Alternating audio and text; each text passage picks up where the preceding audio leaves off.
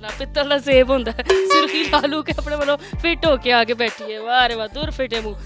ਕਿਸ ਤਰ੍ਹਾਂ ਦਾ ਸਾਥ ਗੁਜ਼ਰਿਆ ਵਾਲਿਦ ਸਾਹਿਬ ਦੇ ਨਾਲ बहुत अच्छा टाइम गुजरा वालिद था बहुत अजीम इंसान थे लेजेंडरी आर्टिस्ट तो थे ही मगर वालिद बहुत अच्छे थे इंसान बहुत अच्छे थे माशाल्लाह वालों वाली किरली होंदी है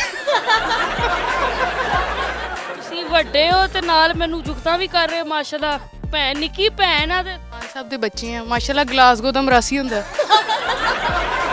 ਅਸੀਂ ਕਿ ਜੋ ਮਰਜ਼ੀ ਕੋਈ ਜਗ੍ਹਾ ਤੇ ਚੰਗੀ ਹੈ ਨਾ ਉੱਠ ਇੱਥੇ ਆ ਵਿੱਚ ਸੱਜ ਕੇ ਬੈਠੀ ਮੇਰੀ ਬਾਂਹ ਦੁਖਦੀ ਹੈ ਨਾ ਕਮਜ਼ੋਰ ਮਾਸ਼ਾਅੱਲਾ ਮੇਰੀ ਭੈਣ ਇੰਨੀ ਮਨਮੋਜੀ ਭੈਣ ਸਿਰ 'ਚ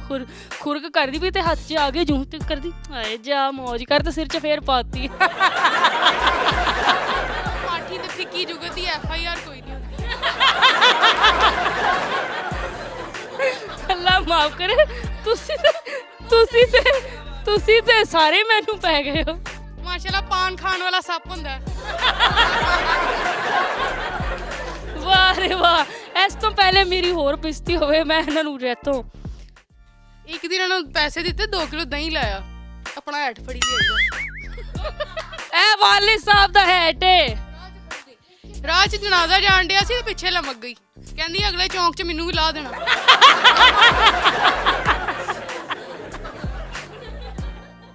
ਵਾਹ ਰੇ ਵਾਹ ਰੇ ਵਾਹ ਵਾਹ ਰੇ ਵਾਹ ਵਾਹ ਹਾਂਜੀ ਜੀ ਹੁਣ ਦੱਸੋ ਮਾਸ਼ਾਅੱਲਾ ਆ ਰਿਹਾ ਕਿ ਨਹੀਂ ਆ ਰਿਹਾ ਮਾਨ ਸਾਹਿਬ ਦਾ ਤੇ ਬਹੁਤ ਆ ਰਿਹਾ ਤੇ ਮੇਰਾ ਸਾਰਾ ਜਾ ਰਿਹਾ ਵਾਹ ਵਾਹ ਵਾਹ ਵਾਹ ਮਾਨ ਸਾਹਿਬ ਦਾ ਕਿਹੋ ਜਿਹਾ ਮੂੰਹ ਇਹਦਾ ਮਾਸ਼ਾਅੱਲਾ ਕਿੱਡੀ ਸੋਹਣੀ ਕੁੜੀ ਹੈ ਅੱਖਾਂ ਕਿੱਡੀਆਂ ਮੋਟੀਆਂ ਮੋਟੀਆਂ ਸੋਹਣੀ ਕੁੜੀ ਲੱਗਦੀ ਹੈ ਇਹੋ ਜਿਹੀਆਂ ਕੁੜੀਆਂ ਨੂੰ ਨਾ ਲੱਸੀ 'ਚ ਕਰੰਟ ਪੈ ਜਾਂਦਾ ਹੁਣ ਤੂੰ ਦੱਸ ਇਹਨਾਂ ਦੀ ਸ਼ਕਲ ਵੇਖੀਏ ਕਿੰਨੀ ਸੋਹਣੀ ਹੈ ਜੰਜ ਬਿਮਾਰ ਸ਼ਿਲਪਾ ਸ਼ੈਟੀ ਹੁੰਦੀ ਹੈ